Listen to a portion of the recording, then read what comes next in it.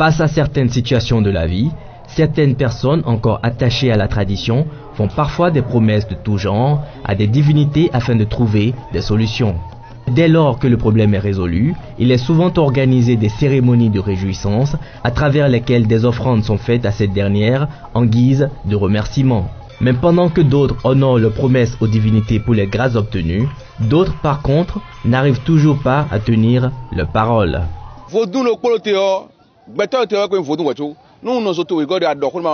Un homme est comparable à une divinité. Imaginons comme ça fait mal. Quand nous faisons des promesses à notre prochain sans tenir notre parole. Si une promesse non tenue fait autant mal à l'homme, qu'en serait-il pour une divinité? Quand on vient vers une divinité, rien de ce que le chef du culte demande ne lui appartient. Quand on fait une promesse à une divinité, il faut honorer sa promesse si on trouve satisfaction chez la divinité. Même si vous n'avez pas la totalité de tout ce que vous avez eu à promettre, il faut néanmoins faire le peu d'efforts que vous pouvez envers la divinité pour qu'elle puisse vous ouvrir la porte à d'autres grâces. Mais si vous n'honorez pas votre promesse, vous n'obtiendrez plus de grâce et tout ira au ralenti dans votre vie. C'est dans les circonstances pareilles que les gens disent que la divinité les a abandonnés. Une divinité n'abandonne jamais ses fidèles. La divinité trompe par exemple ne tue pas quand on n'honore pas ses promesses envers elle. Mais vos activités ne marcheront plus comme souhaité. Et quand vous cherchez la cause, on vous dira que vous avez fait une promesse à une divinité sans tenir parole. Selon certains adeptes, ne pas tenir ses promesses à une divinité peut générer des conséquences parfois difficiles à gérer.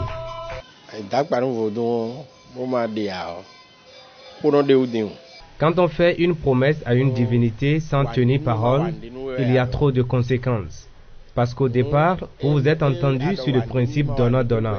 Donc si la divinité joue sa partition, vous devez aussi jouer la vôtre.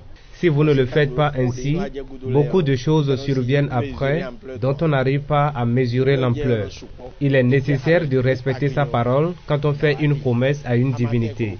Même si on n'est pas encore prêt pour honorer sa promesse, il faut aller vers la divinité pour la rassurer, lui dire que vous n'avez pas oublié vos promesses. Dans ce cas, on demande l'avis de la divinité. Elle peut dire à l'intéressé de prendre tout son temps ou elle peut exiger que la promesse soit tenue dans l'immédiat, même s'il faut s'endetter pour le faire.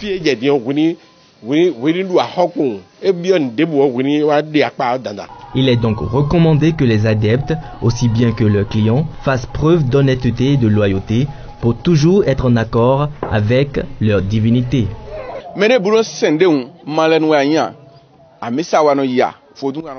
Quel que soit le Dieu que vous adorez, que vous soyez musulman, chrétien ou animiste, croyez en ce que vous adorez. Cette foi permet à ceux qui sollicitent l'aide de trouver satisfaction. Il faut dire la vérité et éviter de créer des histoires pour abuser des clients. Le vaudou est une divinité de vérité. Donc un chef de culte doit dire la vérité et celui qui est venu demander des choses doit être aussi franc et avoir la foi, ainsi il trouvera satisfaction. Les promesses faites à une divinité ne doivent pas être banalisées ou ignorées pour ne pas susciter la colère de cette dernière.